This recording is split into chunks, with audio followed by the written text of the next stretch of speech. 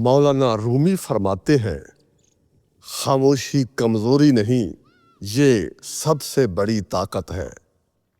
ऐसे 10 काम जो अगर तुम खामोशी से अपना लो तो ज़िंदगी में हकीकी इनकलाब आ सकता है।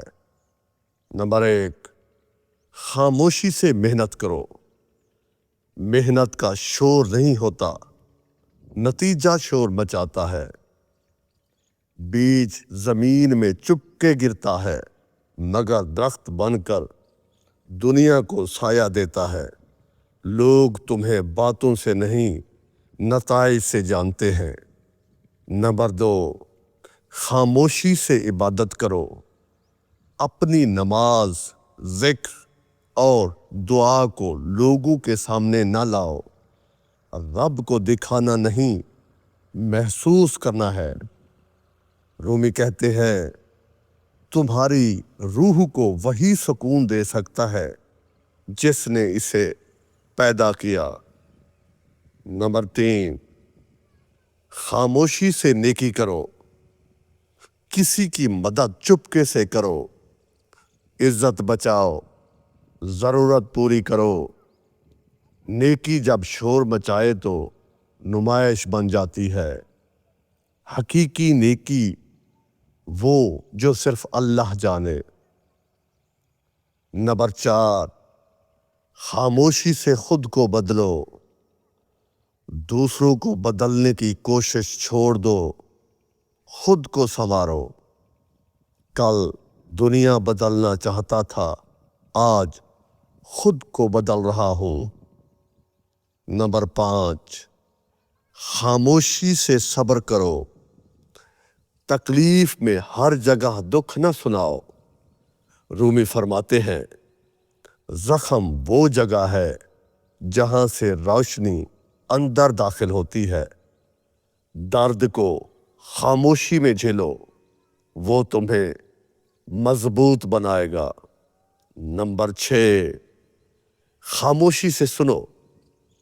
बातचीत में ज्यादा सुनो, कम बोलो। जितना तुम खामोश रहोगे उतना ही दूसरों की बातें, उनके दर्द और उनकी हकीकत समझ आएगी। रूमी, खामोश हो जाओ ताकि तुम सुन सको।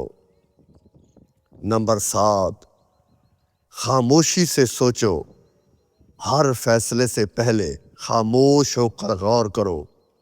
शोर में दिमाग बिखर जाता है, खामोशी में वजाहत मिलती है। खामोशी से सोचने वाला गलती कम करता है और हिकमत हासिल करता है। नंबर 8, खामोशी से माफ़ी मांगो और मुआफ़ करो। गलती हो तो फौरन मुआफ़ी मांग लो, बग़ैर बहानों के। दूसरे की गलती पर चुप रहकर मुआफ़ कर दो। खामोश मुआफ़ी दिल को साफ करती है और रिश्तों को मजबूत। नंबर 9, खामोशी से तन्हाई में रहो।